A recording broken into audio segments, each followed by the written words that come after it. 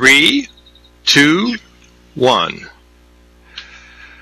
Good morning and welcome to this presentation on using scenarios. I'm Andy Hines. I'm with the University of Houston Foresight Program. I'm really happy to be here to share some of my experience in using scenarios, in particular looking at the scenario archetype method and I guess the variation that we've developed with that at Houston. So I am going to go through three different sort of modules, I guess we'll call them. First, I'll talk about how we use the archetype approach, and then take you through some mini case examples, like how we've used it, what we learned on that particular project, and then kind of wrap up with some kind of lessons learned. I guess it's been a couple of decades, or almost 25 years that I've been doing this scenario work, and what are some of the things that I've taken away about good practice that you might find useful. All right, well, let's begin. So this first slide here, content slide, I guess we'll call it, shows that there are lots of scenario techniques. My colleague Peter Bishop and I, and a grad student, Terry Collins, maybe 10 years ago, we were sort of dismayed about the use of the very popular 2x2 scenario approach. Almost, it seemed like the world had forgotten there were more than techniques than just that. So we said, let's actually catalog and characterize all the different approaches to scenarios. And even here, I'm sure we've missed a couple. But what we basically found is there are 8 major types of scenario techniques. And then within those 8, there are significant variations. So I think we ended up with 23, or maybe it was 26 different ways to do scenarios. And again, today we're going to look at one of those 23, the archetype approach. Okay, so there's lots of different ways to do it.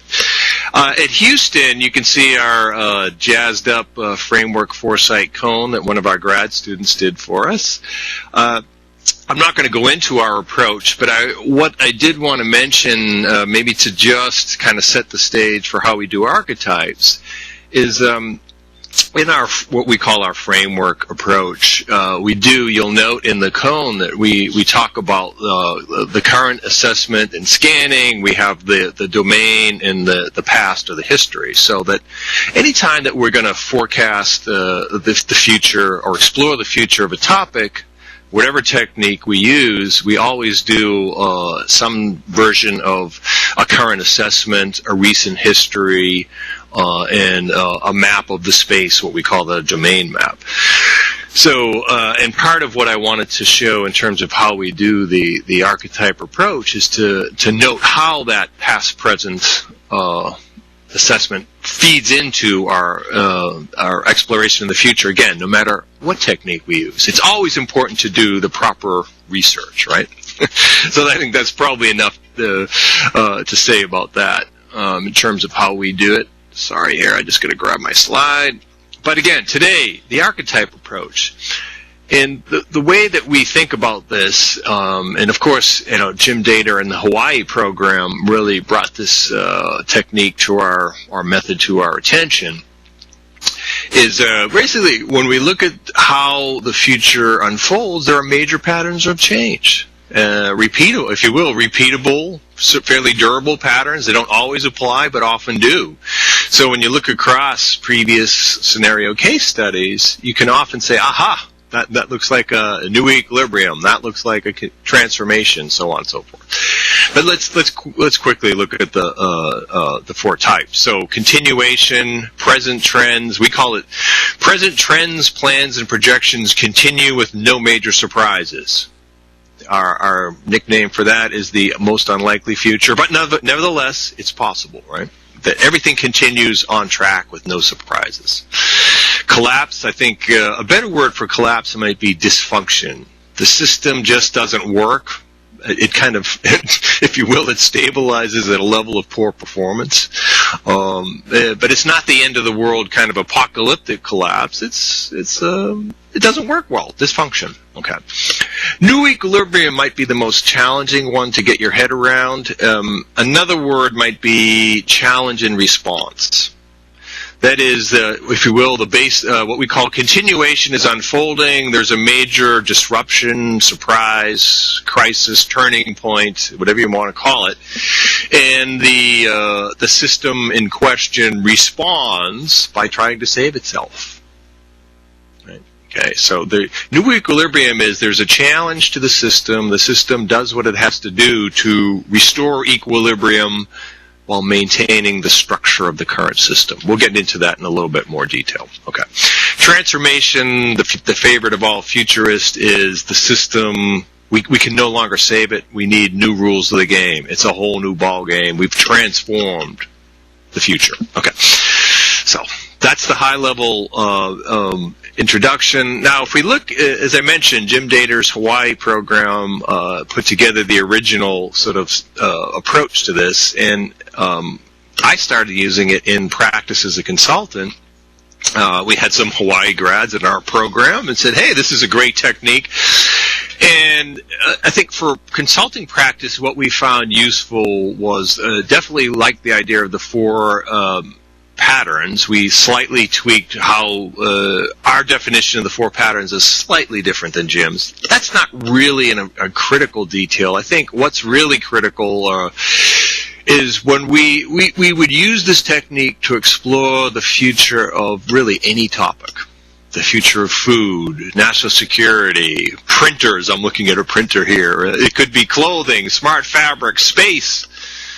And if we think of that topic as a system, that is, there is a way that topic operates currently. The kind of the conventional wisdom about how it works.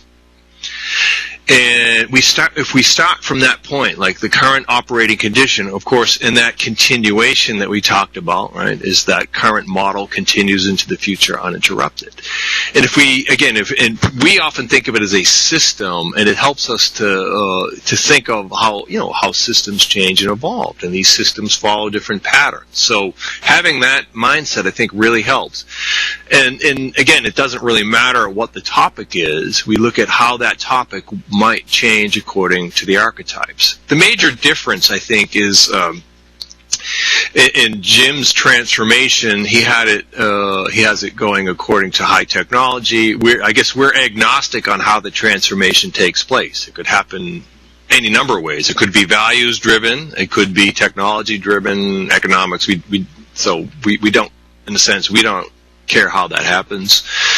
And we don't. I think the new equilibrium one, there's some similarities in how we think about it, but I think we've really called that out as that sort of almost the desperate attempt by the system to save itself. So let's look at one more example to kind of help get you into how we think of these archetypes. In one of the projects that I used it with on a team, a consulting team, is after the Great Recession.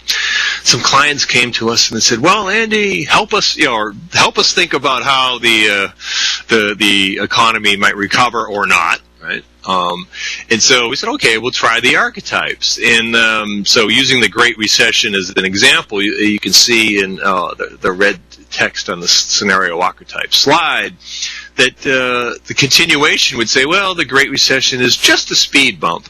Now, it turns out it's a pretty big speed bump, pretty significant one, but nonetheless, that would, if it was following the continuation archetype, things would soon return to normal. Okay, the collapse archetype was really, think of getting to the worst part of the Great Recession and we can't get out. No matter what we try, we get kind of stuck in that mud. So, right, it's not. We kind of adjusted to it. It's not collapse in the sense of, civilization breaks down. It's dysfunction, right, as I mentioned earlier. And the new equilibrium one, I mean, if we could just go back, or maybe you could, do some quick Google searches on the news headlines as the Great Recession hit, and you will see tons and tons of information about save the system. Can't let the banks fail. Can't let the auto companies fail. And all of the language was classic new equilibrium. When there was a challenge to the system, it responded in a way to save itself, such that we even bailed out automobile companies, something that rarely happens in in our U.S. free enterprise system, right? So that's new equilibrium. At the end of the day, there were some compromises made in the system, but it's still the same thing, right? I mean, we put a few Band-Aids on the current system, and it kept going. Now, transformation, if we had taken a transformation approach back then, would have said, game's over. Can't fix it, can't save it. It's broken. it's so new rules of the game. And the last time we did that was back in the 70s at Bretton Woods. The global economic leaders got together and devised, wrote up the rules of the new game. So those are the archetypes as we think about them, and as I'll show you in some of the examples, they're quite robust. I mean, you can use them with any number of projects, right? Okay. So a couple of things from how we think about, if you see our knowledge work domain map slide, a couple just tips on how we fill in the archetypes. Because, again, in Jim's approach, a lot of the basic storyline of each archetype is provided, and you just sort of tweak the details. We actually will start with an empty container. That is, we will look at if we're exploring the future of food, we will not have anything written about food, but we'll say, how do we look at food from the perspective of the 4 archetypes? So we need to generate the content, the ingredients to produce our 4 archetypes. So we start, now in this case we use knowledge work, so I suppose I should use that as my example. We and this is actually a real project on the future of knowledge work, maybe 10 years ago, and you can see that we start out with a kind of a visual depiction of the topic. So let's say, what is knowledge work? We use this to say, well, we should look at the future of how work spaces change, the tools, the models, the people. And we said that those are 4 areas that we really need to understand in order to explore the topic of knowledge work. And we're going to use that foundation to help us, again, kind of fill in our archetypes. Okay. So once we have our domain map, of course, we in any good futurist process, we do our scanning. Now, we've come up with this graphic to help us make sense of our scanning process and a kind of a high level view. We're saying when we scan, we really do 3 things, right? We have to find material about the future. We have to collect it somewhere, house it, and then analyze it. In terms of the domain map, helps us guide the finding, right? So it gives us clues on where to start. Here, hey, we can literally give researchers a category on the domain map and say, go look, right? And then we have some tools and terms and such details on how we do that. We have definitely, I think our life has been made so much easier in collecting with some of these online tagging sites. Now, we like Digo here, but there's a whole bunch of them. Pick whichever one you like, but it really makes collecting your scan hits so much easier. And then, of course, really today, the big challenge in scanning is sorting through the multitude of information that's out there and deciding what really is important to the topic. So, one thing that you might find useful, we say that when we look at a scanning hit, if you kind of rank it at a high level between strong and, a strong signal, the evidence is pretty good. A weak signal, it's not so good. We would say the strong signals feed the baseline. Now, in archetype language, that's a continuation. Right, which kind of makes sense, right? And the weaker signals, where the evidence isn't quite as solid, they give us some ideas for the alternative scenarios, or in our case, the 3 other archetypes. Okay, so let's move on. So we've got our scanning process. In this knowledge work driver slide, what we did in the project is we basically said, we should have a key driver of change in each piece of our domain map. And those key drivers in those pieces of our domain map, we would call them the building blocks for our archetypes. So when you see something like a virtual teaming, AI gets real or artificial intelligence gets real. We say that those are, our research told us that and scanning told us that those are important factors that should be considered in any scenario about the future. We're going to take those as building blocks, as you'll see in just a sec, and use them to construct our scenarios. Okay, so, and what we would literally do is take, like sharing. Sharing was one of our drivers from the previous slide, so the sharing economy, that idea, the sharing driver. And we would say, what would sharing look like under continuation? What would sharing look like under collapse? What would it look like under new equilibrium? What would it look like under transformation? And for each of the variables, you can see virtual teaming is the next one. What is virtual teaming? How does that look under the continuation archetype, the collapse archetype, the new equilibrium, and so on and so forth. So that you can see by identifying these 12 or so, I think we actually had 16 drivers in this project, it gives us a whole slew of ingredients from which to, kind of raw ingredients from which to build our archetype stories. And you can imagine as a team, you have to really make sure that you're sticking to your archetype. So if you have collapse, don't sneak any transformation in there. Stick to your archetype. But yeah, it's actually kind of a fun process. Okay. The way we do it is once we've got all our raw ingredients together, we will then say, maybe use a one-page format to say, all right, what's the theme? When we look at all these drivers, we've characterized them according to the archetype. How would you summarize it in a one-pager? Okay?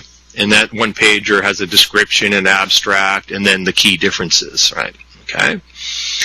And finally, in this case, the knowledge work scenarios there was some flow to how the archetypes unfolded. Obviously we always start from continuation, since it's the continuation of the present into the future. We might deviate off course into a collapse. None of us thought that was extremely likely, but it's, just because we didn't think that, we still had to think about it. Plan for it. Contingency. But what we did see is the kind of the new equilibrium scenario made sense and kind of almost as a follow-on to the continuation. Now, let me just say, this doesn't always happen, and I'll show you that in the examples. Sometimes there's a flow, sometimes there isn't. And we could imagine in the end that the transformation scenario almost kind of made sense as almost a long-term outcome of how this topic was going to play out. That you could kind of see the seeds of the transformation today, and it was just going to take some time for them to come to fruition. Now, some people have said, Andy, is there any inherent pattern in how the archetypes evolve? And I think there's a great PhD or maybe master's thesis, dissertation, whatever you want to call it. I think that would be a great topic to explore. We don't know yet. We have some suspicions, but no evidence. Okay. So that's a little bit on our archetype, how we would adjust the archetype approach. Let me run you through a couple of quick examples.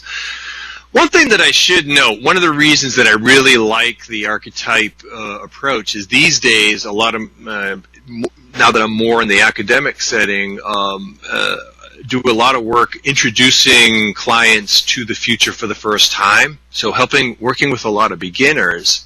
And I think the archetype approach is wonderful for the beginners. Right? It's like a very user-friendly, easy system. So it's a great kind of that. And actually, I would say the 2x2 is also a very user-friendly, easy first scenario project kind of approach. So that's why I kind of I find myself using the archetypes a lot more because I tend to be working with a lot of introductory or new groups these days. So it's great for your first, well, it's always great, but it's really good for first time. All right. So the examples. Let's look at a couple. The first one here is from a credit union scenario project. I think 2011 we did that. And I've used this example many times. It's probably the closest that we have to sort of when Jim has his generic archetypes filled out, the content of his generic archetypes. This is probably our generic archetypes filled out here in Houston.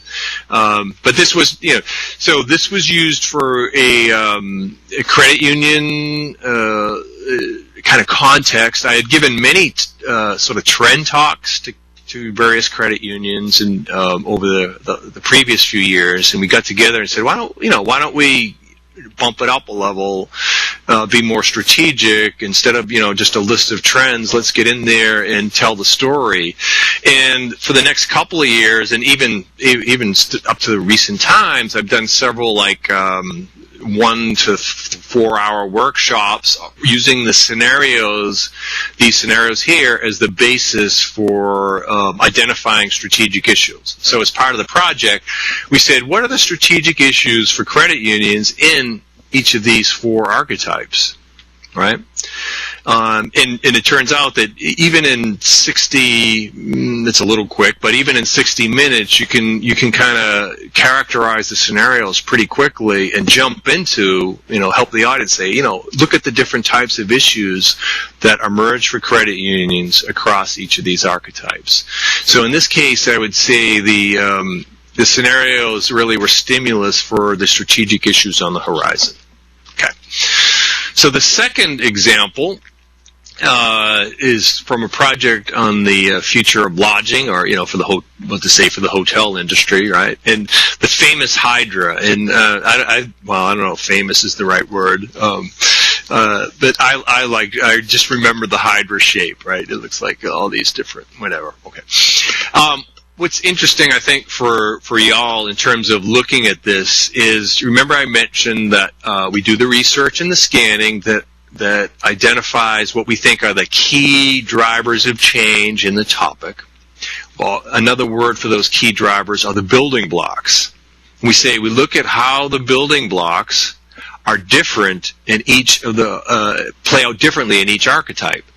And what we have in the Hydra here is in the actual squiggly arrows, you can see we had 1, 2, 3, 4, about 10 different building blocks that are featured in the arrows, and you can see how each of those building blocks plays out differently in each of the 4 archetypes.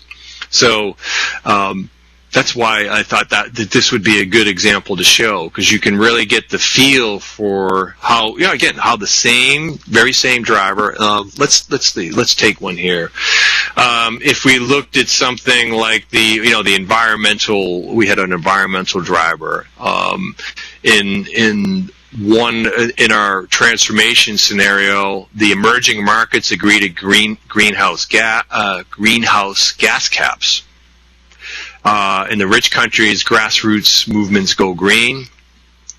And if we switch over to, let's look at the smart and resourceful new equilibrium scenario, there's an environmental surcharge, and there are green governmental czars. So in the smart and resourceful, the environmental variable or building block is mandated. There's a government intervention to deal with environmental issues. In the transformation, or what we called globalization archetype, it was more of a voluntary grassroots thing. So environmental support coming from the grassroots rather than being mandated from government. So, again, it gives you the flavor for the range of how these different variables play out, and then, of course, our job is to then tell that story of when you kind of stack it all together, what does that future look like? And again, very not easy. I mean, so we would say simple to do, but not necessarily easy. I mean, the process is pretty simple to follow, but it's still challenging to tell that story, of course. All right, so that's a little bit about that one.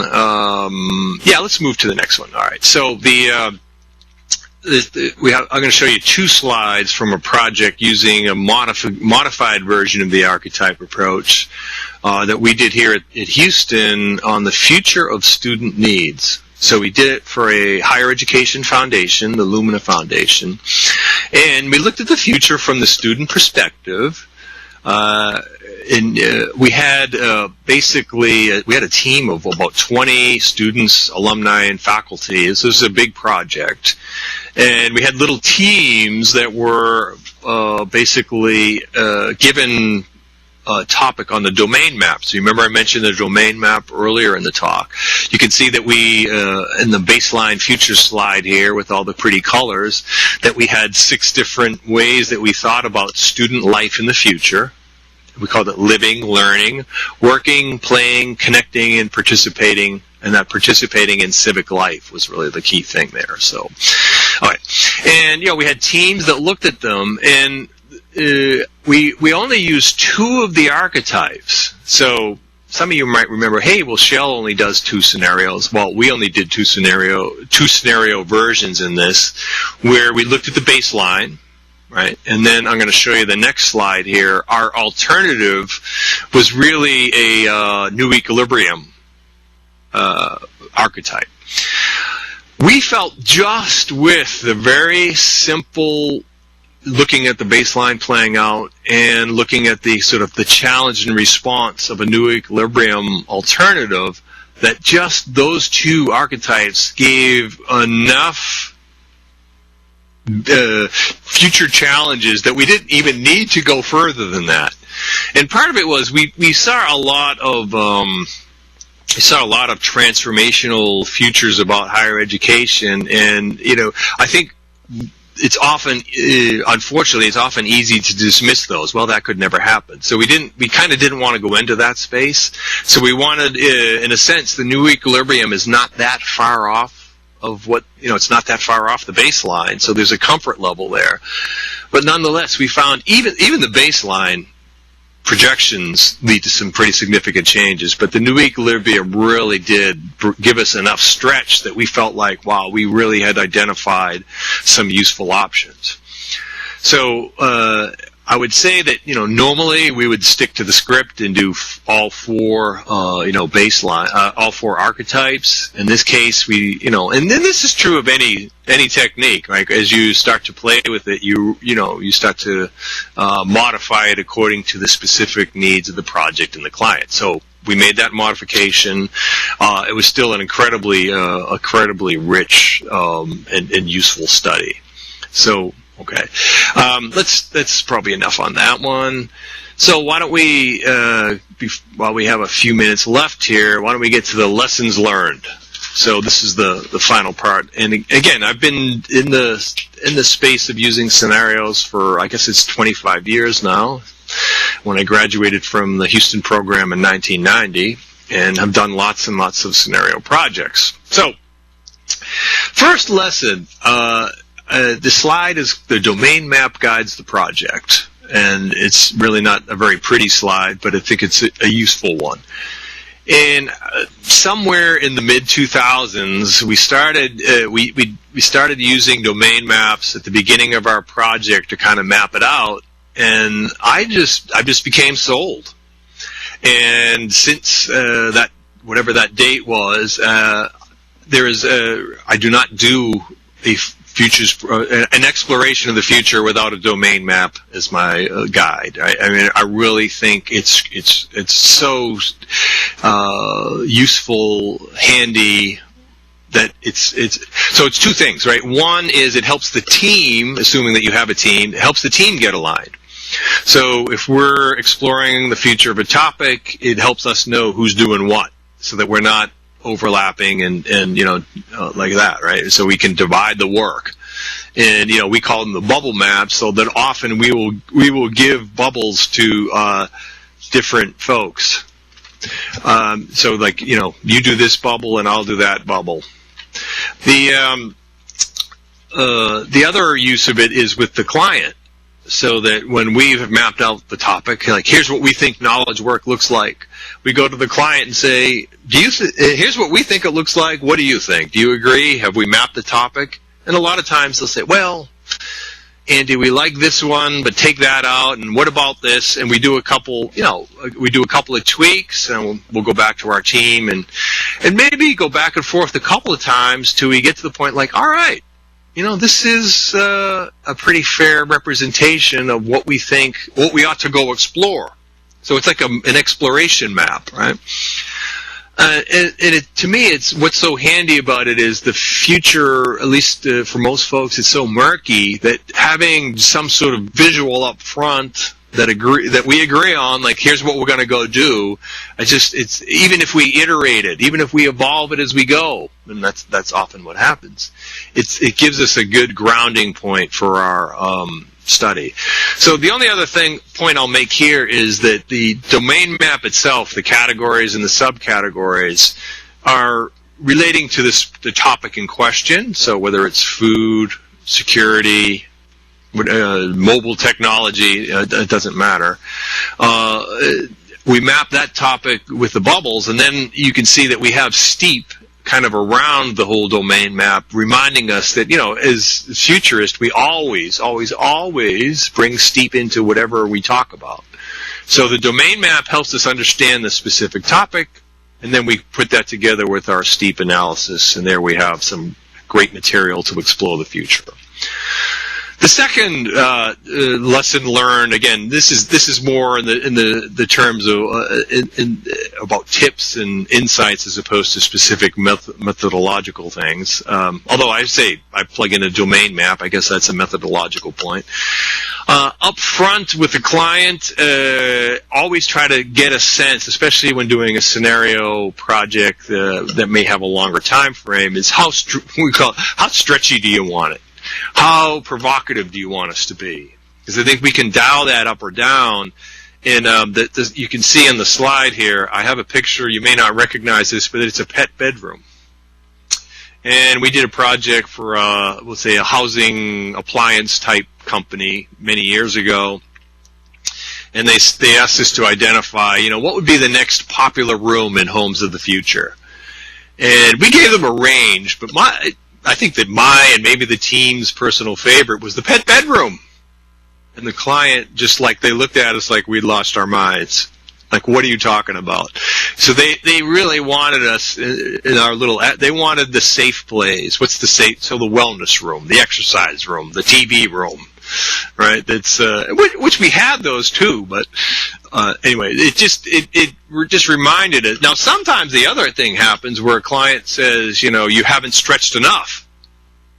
That's rare, but it does happen. So we just say up front,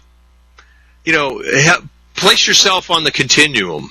And I would say most of the time people will want to mix, but clarify it up front. Don't be surprised when you make the final project presentation and it turns out that you were totally misaligned.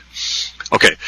The third tip was, or maybe this is more of an observation about scenarios and I guess any foresight method in particular, is we've seen a big shift from kind of expert-led foresight to participatory or open approaches. And I put one of our own books there that we put together back in the 1990s where, our team was the experts, and we definitely did consult with the clients. But we were clearly in the driver's seat in that. It was totally an expert-led approach to exploring the future, with a little, check-in with client along the way. I'm not sure. I wasn't sure what to put as the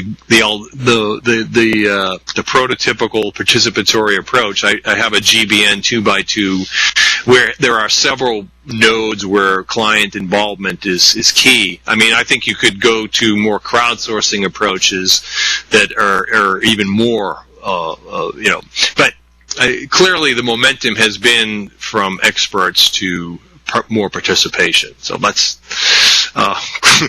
I guess that's simple enough said. And we may rebalance that just a little bit. I think, as we move into a new thing, participation is great and wonderful. We may kind of dial that back and find a little more of a balance. I think that is the ideal, right? Is an ideal blend of expert and participatory. It's probably where the new equilibrium will settle in. The fourth observation is called include a baseline scenario. Again, this is another one where somewhere in the middle of the career, I don't remember where, probably when on a visit to Houston with Peter Bishop, he was a big proponent of including a baseline scenario. So just to refresh, the baseline is we take current trends, plans, and projections, and we just run them out into the future without any surprises. The reason, and many scenario techniques do not include a baseline. The reason I thought this was so useful is my own experience was that a lot of times we would try to create a set of alternative futures, and it seemed like the client would always try to sneak in what we would call a version of the present, and now the terminology of the baseline, right?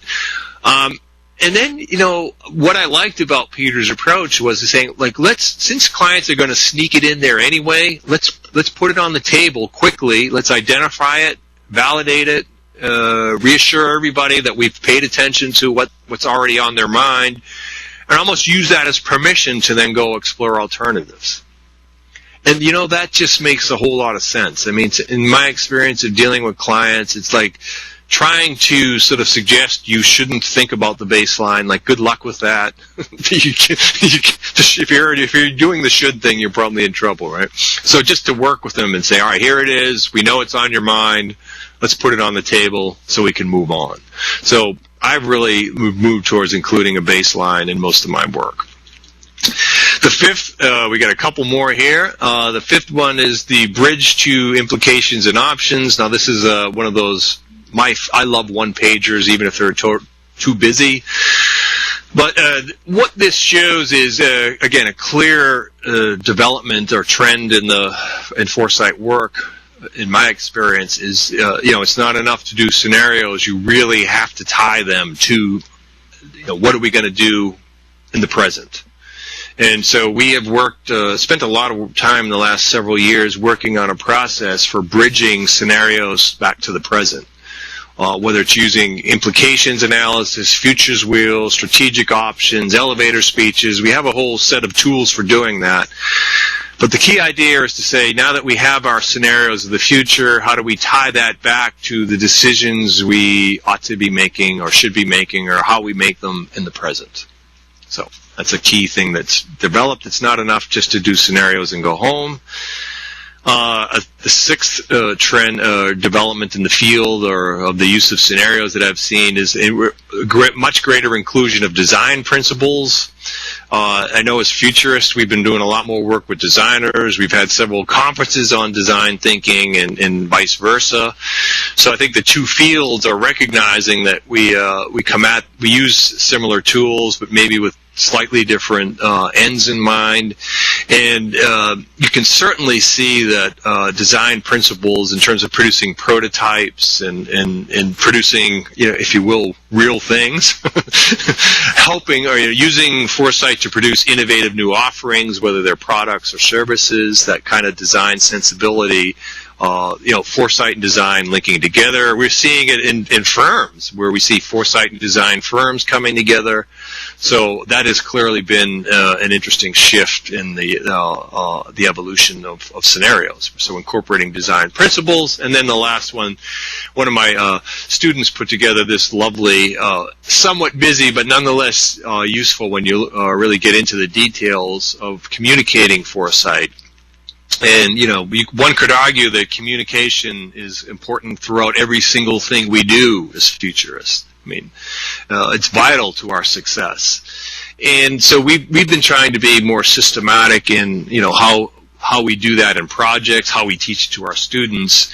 And so this mind map just kind of reminds us of, thinking about our audiences, right? Thinking about the structure, how we communicate, when we communicate, the different styles of communication. What works with a foundation for the arts might be different than a chemical company, right? And, just being aware of how those different styles apply to different groups. And, of course, all the different tools, the myriad tools that have emerged in terms of scenarios, whether they're live immersions, transmedia storytelling, designing future spaces. There's we've even designed a museum of the future. Our friend Noah Rayford over in Dubai. So the communication is an increasingly important factor in the evolution of how we do scenarios. So those are 7 tips that I've developed over the last couple decades of doing this scenario work. Here's my contact info on the last slide in case you want to chat about anything that we've talked about. So we went through the archetype method, some examples of archetypes, and some overall lessons learned. I hope that you'll find that useful to you as you embark on your scenario journey. So thanks very much for your time and attention. Bye.